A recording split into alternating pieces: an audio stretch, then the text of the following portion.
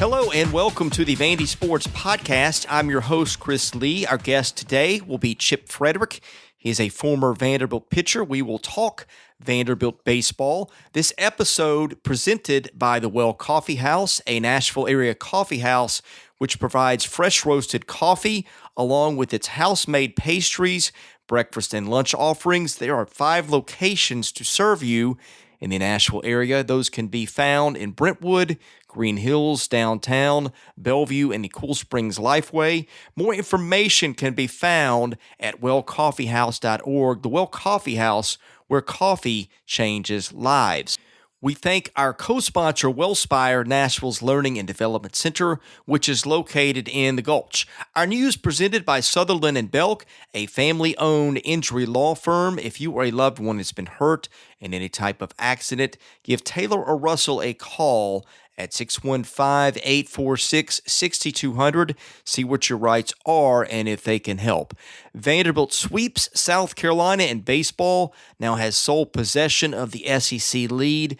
2 major school records fall over the weekend. Patrick Raby got his 30th career win, and J.J. Bleday hit his 23rd home run in Sunday's Game 2, both breaking long-held school records. Chip Fridrich joins us now. Vanderbilt has a big weekend in Columbia, South Carolina. Chip, you played at Vanderbilt. You've seen a lot of series with the Gamecocks, who just owned Vandy for the longest time. I bet you never dreamed you would see Vanderbilt beating South Carolina and Columbia the way it did this weekend.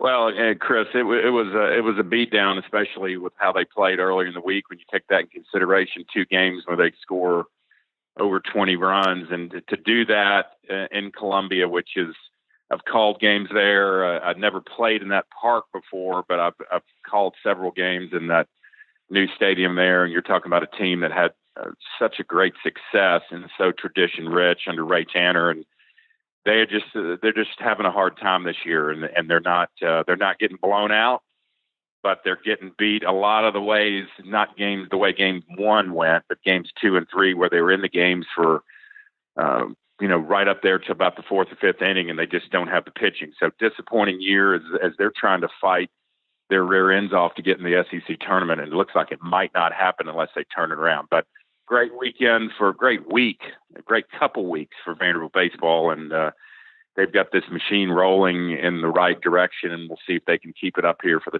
final 2 weeks of the regular season.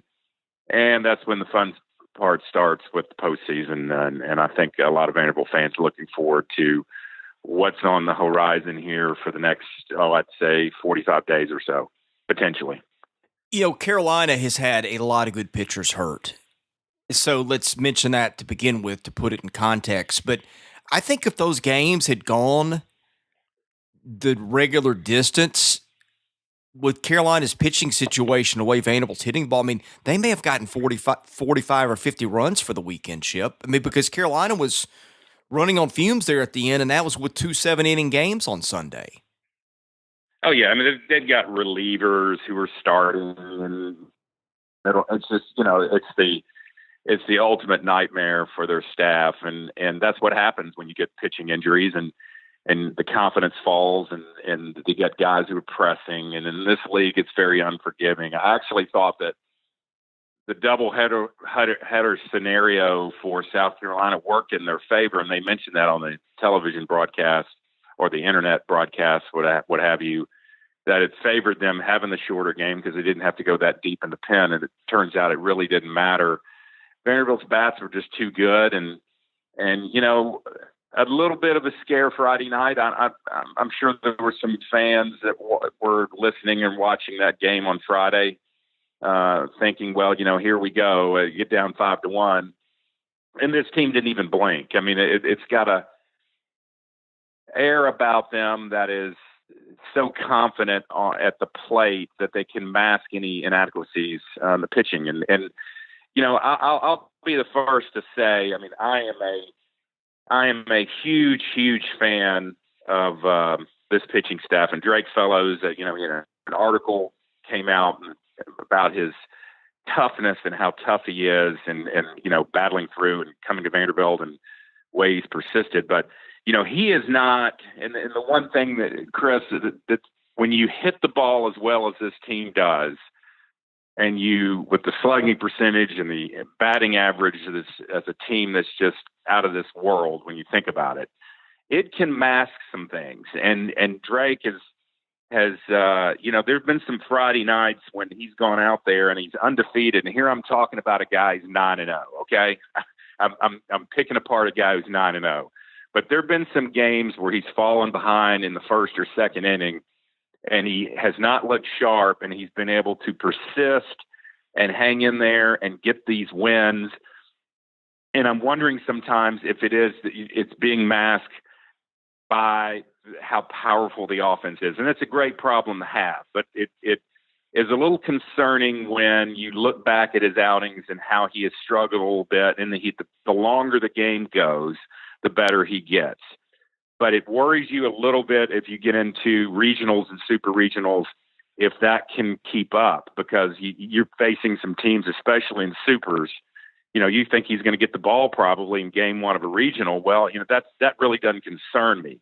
But when you start talking about a super regional and lining him up against another team's number one who's coming into your park, hopefully if you win that regional, it's a little bit of concern to me that he cannot keep doing what he's doing and expect his hitters to follow through and overpower teams. And that's what this team is pretty much doing offensively, is overpowering other clubs. Yeah, I'm looking at some stats on Fellows. He is giving free passes to 14% of the batters he faces, which is actually higher than the staff's average, and we know the troubles that it's having. But that's not something you want out of your number one starter. I wrote an article last week. I said they have 4 good starting pitchers. I still think they have 4 good starting pitchers, but right now he's probably the worst of their 4. Yeah, I don't think, Tim's not a guy who's going to change anything either. I mean, he's done it before once or twice in a regional and changed things up, but I don't see him doing it he's very much of a person who likes consistency and routine. And I think that's sending a message to your team, in his opinion, that something's wrong. But he's got a couple weekends to figure it out. They have Missouri coming in here and at Kentucky, and hopefully he can right the ship. But you just can't get down 5-1 in a super regional and think that somebody's going to lay down and allow you to crawl back. And that's just the concern. But, this pitching staff, the 3 that they've gone with, the Raby, Fellows, and Rocker. Rocker used to be the 3. Now he's the 2. And he's given this team 6 and 7 innings and being very consistent in his end of it. So, and then you kind of have the scenario with Raby, who's just, basically now has 30 career wins, and that's never happened. And, a couple weeks ago, he was the guy who was only getting through 2 and 3 and 4 innings, maybe. And he's perfect through, 4 or 5 yesterday? Perfect. Yeah, until I think the second hitter, I think he had 1 out in the 4th, and then, no, I'm sorry. He had a perfect game going into the 5th, and then Ethan Paul made an error. Then it didn't matter because he gave up a legit base hit the next time. Sure. So you're seeing those 3 guys, they're staying consistent with the 3 of them. The order's been jumbled a little bit, but there's still some time for Scott Brown to weave his magic and do some things and work some kinks out, and hopefully it'll still be, again, because I can't emphasize enough, just you start getting into postseason play, and anything can happen. Well, there's a stat I like called component ERA, and what it does is it takes a look at if you give up this number of base runners and this kinds of base runners, and you reconfigure it a little bit, what is your ERA? The reason I like that is because, like what you saw with Raby the other day, like he's perfect through 4 innings, and then 1 inning just kind of comes unglued on him. And then he's, fairly good from that point on. It kind of evens out that a little bit because you can give up 4 singles in 4 innings, but if they're 1 in the first, 1 in the second, 1 in the third, 1 in the fourth, as long as there's no other runners, nobody's going to score. Now, you string all those together in one spot, and it's a different result. You may give up a couple runs, who knows, maybe even 3, depending on when those happen. Now, I'm not going to discount pitching to situations and things like that, but the component ERA that I speak of, which kind of takes that out and evens it out, I think it's a good stat. Component ERAs are their 4 starters. Fellows 419, Ravy 324, Rocker 325, and Hickman 188. So again, he's really statistically the worst of their starters. Now, what I think is going to be an interesting thing, Chip, and I'm watching this, the NCAA seeds its regionals and places teams in its regionals, not seeding, but it places teams in regionals mostly based on geography. And so what I'm anxious to see is really who wins the OVC. Because if it's Belmont or Austin Peay or one of those teams, then you probably get that team in Nashville. If it's somebody else like maybe Eastern Kentucky or somebody like that, then they may send that team to Louisville, which means Vanderbilt might get a team out of the SWAC, like an Alabama State or somebody like that, which is a much easier game one than would be, say, an Austin Peay.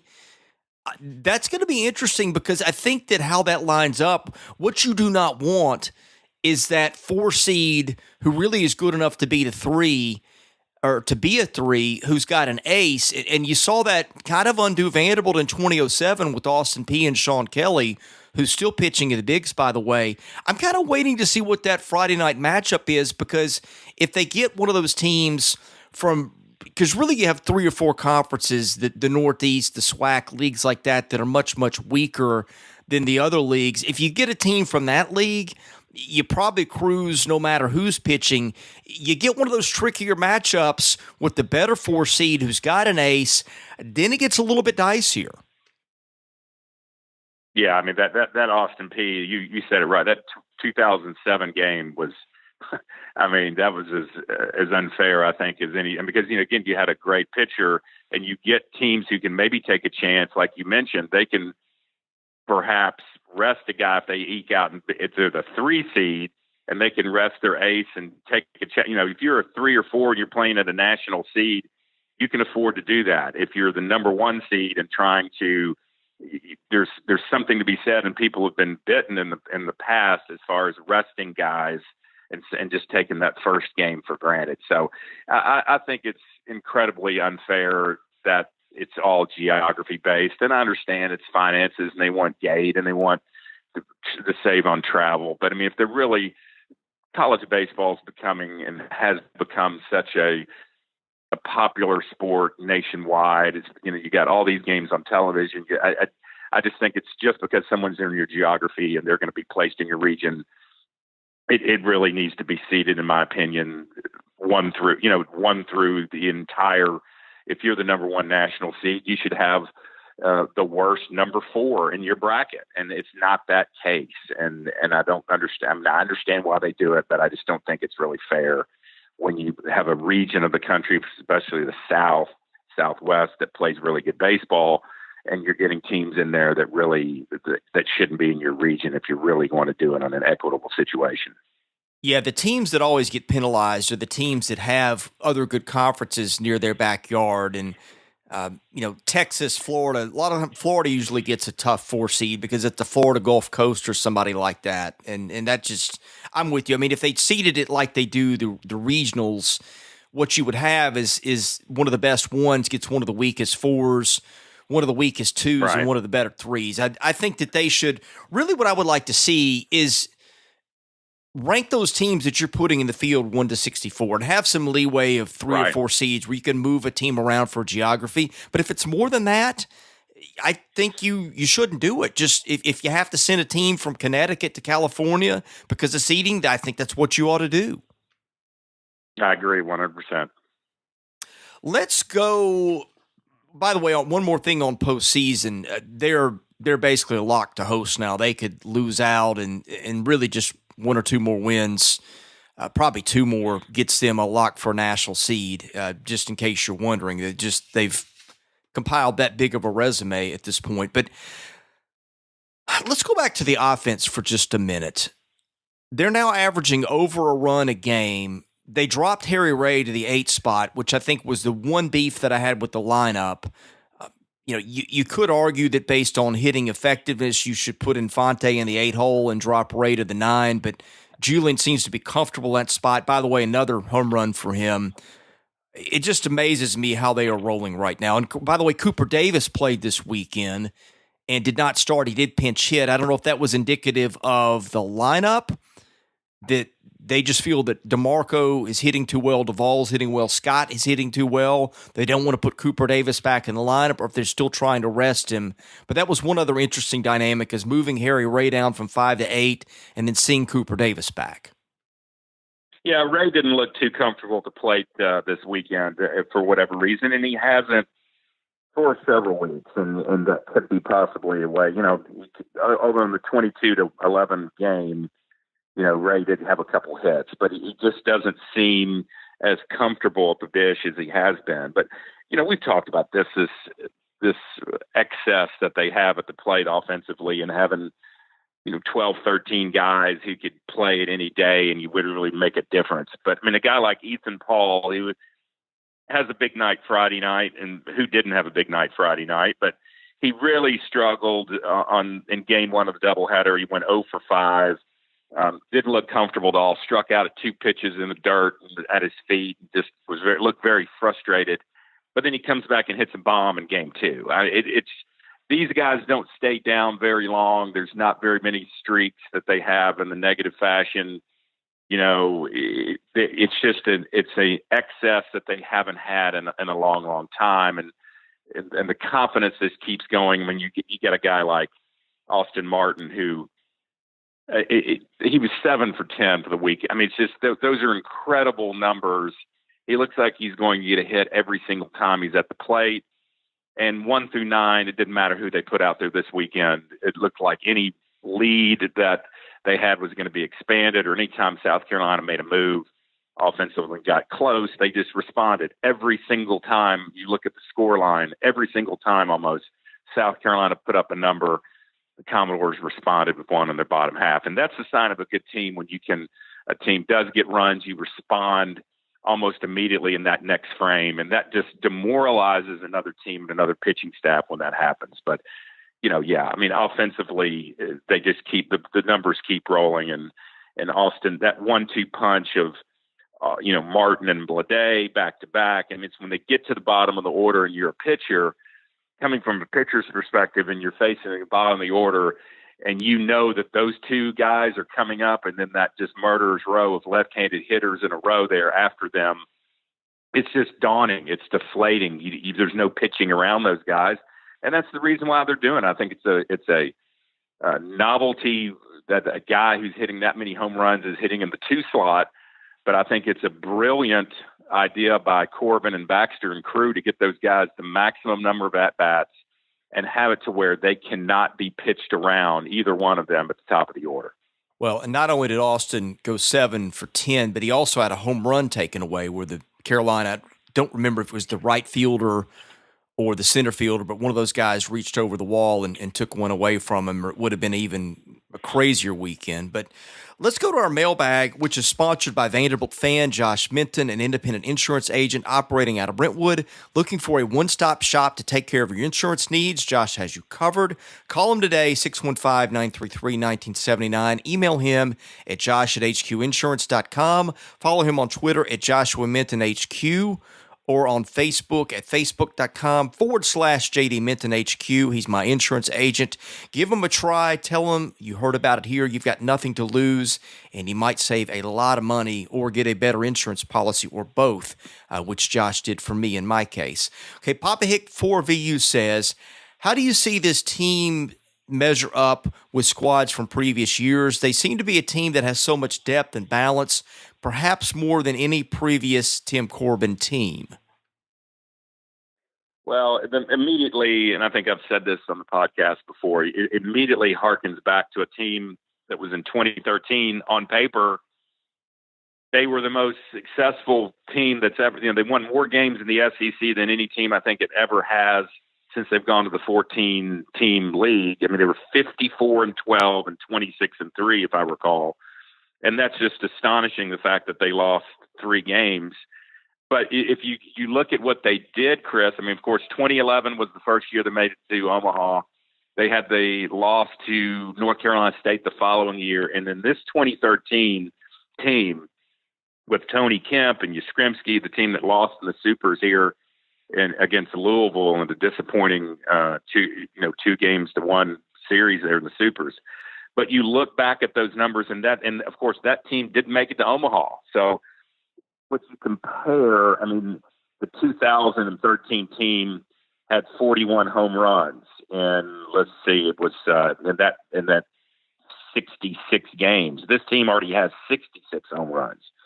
So that's pretty amazing stat. The slugging percentage compared to the 2013 team, this team's slugging percentage 525. That team that won 54 games was 434, and that team batted 313 for average, and this year's club is at 321. So, you can compare that, and that's what harkens back. Although the pitching staff of that team was, much better statistically, and I think had better arms at the top end, and that's getting picky, but they were. I mean, the numbers don't lie.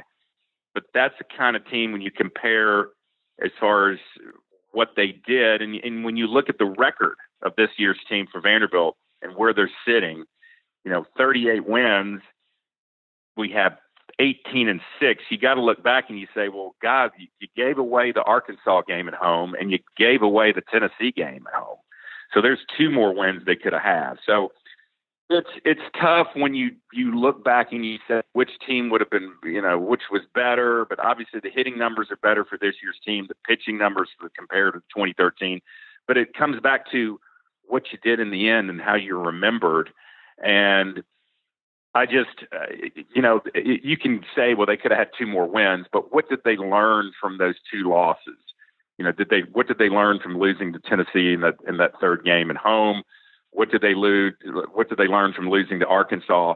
The numbers that don't really matter to Tim Corbin. I tell you, you've heard him interview before. They don't talk about postseason even now. They don't talk about SEC championships. They're just plowing through the schedule and trying to get it to where they have that third season. They talk about the regular season, the postseason.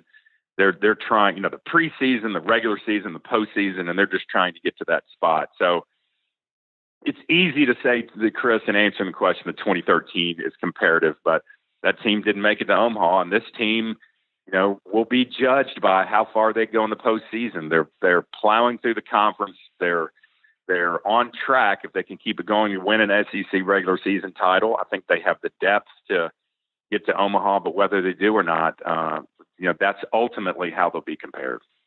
As an aside, the pitching is not as good as some of those other teams. I think we would all agree on that. But one thing interesting this weekend, I don't know that I've ever seen Tim do this, maybe unless there was an injury or something like that, but Hugh Fisher had walked a guy in his appearance in Game 2 on Sunday. Then he goes 2-0 on a hitter, gets yanked mid-count. I don't know that I've seen Tim do that before. I mean, I'm sure it's happened, but that is not something that he does very often. It seemed like the message was really clear. You throw strikes or we're taking you out of the game. Yeah, I mean, he only threw 15 pitches, and I agree. I don't think I've ever seen that happen. It must have been something they had seen in the bullpen, perhaps he wasn't as sharp, but I agree with you. That's something that they hadn't seen. And I think that what was good about this weekend on the pitching staff-wise is they got Tyler Brown in both games. I thought that was important. He threw just, 1 1/3 in the 9-3 win, and then he just threw a full inning in the third game. This is the second game of the doubleheader. It was good to get him after missing a week to get him back some more action, and he looked, solid. I think that continues to be, the problem, the issues going on with Zach King. It was just painful to see that on Friday night, even in a 22-11 win, and you're sitting there and both teams are just really trying to play the game out and get it over with. And although, South Carolina kept battling, but Zach just once again does not seem to have a concept of throwing strikes. And here's a guy, Chris, when we're nitpicking about things, and I told someone this over the weekend, even though Zach King was 1-4 last year, he's a tall lefty. He throws hard in the low 90s. He was a guy that you would, if you had a whiteboard, okay, your marker board in your office before the season, and you had your depth chart of where guys are going to be. I'm not saying that Zach King was going to be your 1-4 guy, but I sure as heck can tell you, I bet he's expected to be a guy, a number 5, a number 6 in that upper part of that lineup for pitchers that they could count on, along with Jackson Gillis. Neither one of those guys are the 5 or 6 guys. So you're losing that depth, because right now, I don't know if they had to play regional tomorrow and it was on the line and you had to pitch somebody. I don't know if Zach King gets the ball, because he is not only missing, he's missing badly. And it is something that I've, went through a little bit as a pitcher, not that bad, but here's a guy who has raw skill, who has a chance to make a lot of money, and he will get drafted. No doubt he will get drafted. He has the tools to do that, and somebody will take a chance on him. But he's costing himself a lot of money, because not being able to throw strikes and being in games and you're just seeing the merry-go-round of walking people is frustrating, I know. And they've got 2 weeks to try to figure it out. This is a time when the school's out, graduation week is here, but that doesn't affect Zach King. They can get him in a pen and try to straighten it out. I'm not sure if it's mechanics or if it is something upstairs in his head that is not causing him to do that. But he's good enough and he's talented enough to help this team down the stretch. He's a guy who you would think in the SEC tournament you can plug in and pitch.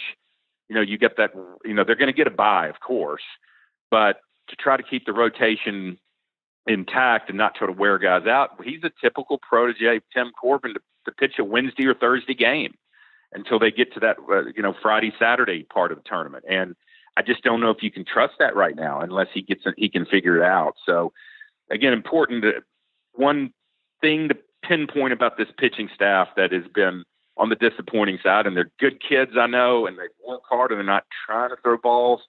But Jackson Gillis, he threw 35 innings last year. He's thrown 6 this year. Zach King is walking too many people the last 3 outings, to the point that you got to wonder if you can trust putting him out there again in a crucial situation. Yeah, and by the way, one more thing or a couple things there. I talked last week about how I'm really starting to trust Ethan Smith. His walks have gone way down. Ethan was fantastic in that Friday night game. His line, 3 1/3, 1 run, it was earned, gave up 1 hit, struck out 8, didn't walk anybody. And speaking of walks, there are 3 guys on the staff who throw regularly who have walk rates under 10%. That means they walk fewer than 10% of the batters that they face. Those guys are Hickman at 7%, Rocker at 8%, Tyler Brown at 6%. Probably no coincidence that those guys, and Smith, whose walk rate is 17%, not representative of the pitcher he is now, because a lot of those were the first month where he was learning to pitch, I think, at the college level. Like I said, his walk rate is a small fraction of that now. Probably no coincidence that the 4 guys that you can trust to throw strikes are maybe their 4 best pitchers right now. Right, and the question becomes, let's put the scenario out there, Chris. If you are playing the SEC tournament tomorrow, or let's just say it starts Wednesday, you got to figure that Hickman's going to get the ball in one of the games. It's probably the first, if not the second. Who gets the ball in the other game? If they keep the rotation intact of having, the typical rotation that they've been going with, the Fellows and Rocker and Raby, who gets the ball there? And do you try to do a, grab bag where you throw everybody in the hat and you throw a little bit of Ethan Smith and you throw, Hugh Fisher in that other game? But I think you will see, if they get this national seed wrapped up, that they don't fall apart like you mentioned, which I don't think they will. With the home games against Mizzou coming up and then at Kentucky, who gets the ball there? Who would you think, based on that they would pitch in that second game if Corbin does stick with just a Friday, Saturday, Sunday type rotation? What did they do last year? Who did they throw? I'm trying to think back. They played. Was it by South Carolina or A&M? Yeah. Mm-hmm. I'm trying to remember what they did. Think back who that was. Yeah, but it and different coaches do that. Some coaches will just stay. I'm not getting our pitchers out of the rotation at all. I'm going to stay with the way it is, and with the chips fall the way they may. But that will be. They've got arms to do the job. It's just who can do it and who can't get out of the first and second inning by having the bases loaded walks. and you can't just give free passes. So we'll just have to see how that plays out. Okay, they started Tyler Brown in that game last year. Got beat by A&M 3-1. Brown pitched pretty well, but Caleb Chafin, I guess, was just a little bit better for A&M, and then Nolan Hoffman came down and just obliterated them from there. Yeah, I don't know. I might be tempted to go with Ethan Smith. Just see what you have. Right. He's definitely got and if it this part of the season, the guys that are going to get the ball from Scott Brown are going to be the guys who are throwing strikes, and you can't. The experimentation part of it has got to be, with Jackson Gillis only throwing 6 innings so far. I don't see him getting the ball anytime soon. I mean, I think that ship has sailed unless they can figure something out in the next 2 weeks. So that's one less arm there. So we'll just have to see how, that plays out. But it's an interesting call that's going to have to be made in that first couple days of the tournament. Well, and let's presume they win the league. They get that 8-9 game in the first night game of Thursday. So that's like the 6 o'clock game or whatever it would be. Right now, I say Vanderbilt, Georgia, Arkansas, Mississippi State, Ole Miss, LSU, probably going to be your top 6 in some order. You've got probably most likely Missouri, A&M, and Auburn battling it out for those 8-9 spots there. I'd have to look at schedules, but I think that's where it's going to go. So you're probably going to play one of Missouri, A&M, or Auburn, and I think you hope it's Auburn because that's a team that is pitching challenged. I don't think you want any part of A&M with some of those arms. And Missouri, of course, we'll get to see the Tigers this weekend. I think they lead the conference in ERA, so maybe some of that too depends on the matchup and lefty-righty splits and things like that. But it's going to be interesting to see how that plays out. I want to get back to a couple questions in the mailbag. LBV asked one that I was wondering. I missed this. He says, why was Scott Brown getting into it with an umpire in Friday's game? I didn't see that, Chris. I know there was a lot of jawing going back and forth between the South Carolina dugout, especially, and the umpire, especially on the doubleheader game yesterday. So I'm not sure really what's going on. I didn't see that.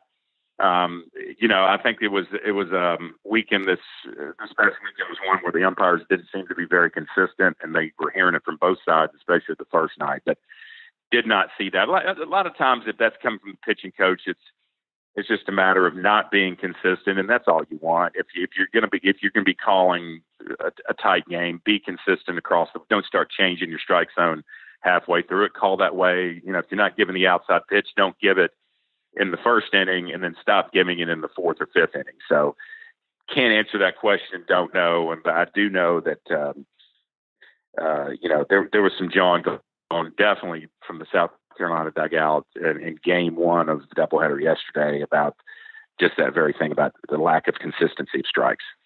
I want to go back to the SEC pitching rotation. Of course, last year they were in the single elimination format. I wonder if being in the double will just make them go back to just, okay, we're going to go 1, 2, 3 like we normally would, which would mean Mason Hickman would be, I guess, the championship game pitcher unless they fall into the loser's bracket there right away. I'm trying to remember, is that how they've normally done things, is to go with the one right off the bat when they get one of those top 4 spots? It's been a while. No, I think it's been, Mason Hickman will get one of those first 2 games, Wednesday, Thursday. And then there've been, that Sunday game for everybody. I mean, you've had everybody, but the manager pitching on Sunday, guys. I've seen games like that, which really, when weather comes into play, you got a team, which always it does in the SEC tournament, games starting at midnight and all that. The Sunday guy would be the Sunday. The last game, usually I could see where an AJ Franklin or an Ethan Smith, you get guys who are pieced together who haven't pitched a whole lot, and that's the way it's been in the past. So that's that depth I'm talking about when I mentioned the Zach Kings of the world, who you could very well see a scenario where he gets the ball if they're in a Sunday game, or Jackson Gill. I mean, that's where you're missing those 2 guys and really want their confidence to get up. But if I'm not mistaken, he's pretty much stuck to his rotation as far as I don't see him saving Mason Hickman for a championship game. Well, Hickman is the perfect guy to pitch in Hoover and really in Omaha for that matter, because Hickman's a guy who will give up some fly balls, but he throws strikes. And the 2 games that he had at First Tennessee, he was darn near untouchable just because he knew that he could pitch to contact some and it really wasn't going to hurt him. And Hoover, now you will have the wind tunnel effect out to left center at times there, but even with that, I think he's the ideal guy in that game. Right. He does pitch. I mean, he pitched well, like you said, at First Tennessee Park. And I was actually thought about yesterday, I was at that park yesterday, and I started comparing it to how Hoover is. And dimensions are a little different in right field. And First Tennessee Park here in Nashville kind of goes in. It's like 308 to right. But that park is like the Grand Canyon as far as, fly balls just seem to die in center and right center. You got to hit a mammoth shot to get it out there. But occasionally you'll get some balls flying out the left. So definitely a park that Vanderbilt through the years has been successful pitching, and big parks seem to work for Tim Corbin's teams.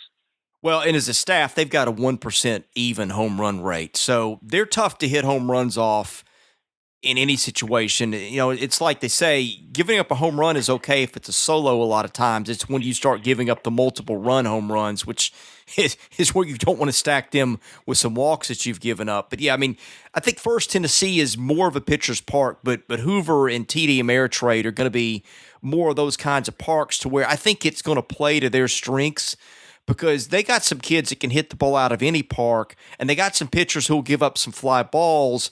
But other than this weekend where they give up a few in Carolina, where you got maybe a favorable win and just some short porches by about 10 feet all the way around, they gave up some there, but I think some of that was the park.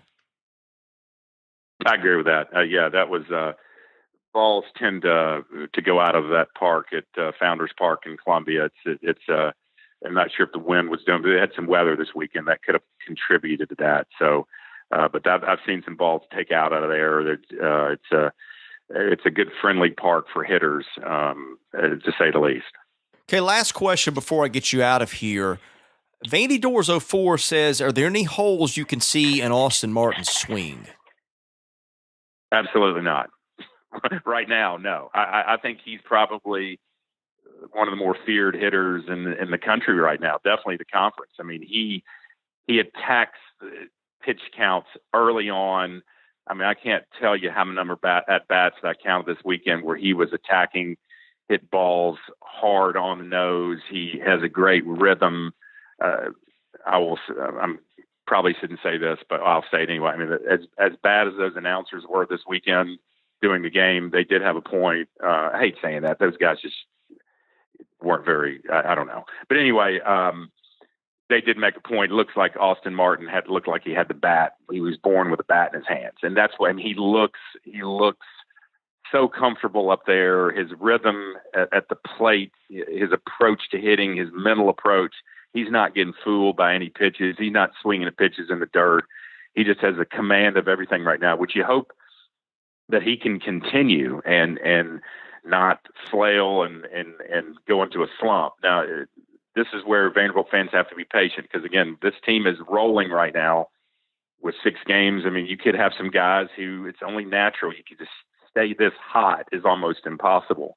But the way those two guys, Blade and Austin Martin, the way they look at the plate and the confidence that they exude, I know I wouldn't want to pitch against either one of them. They're just that dangerous, and they look that comfortable.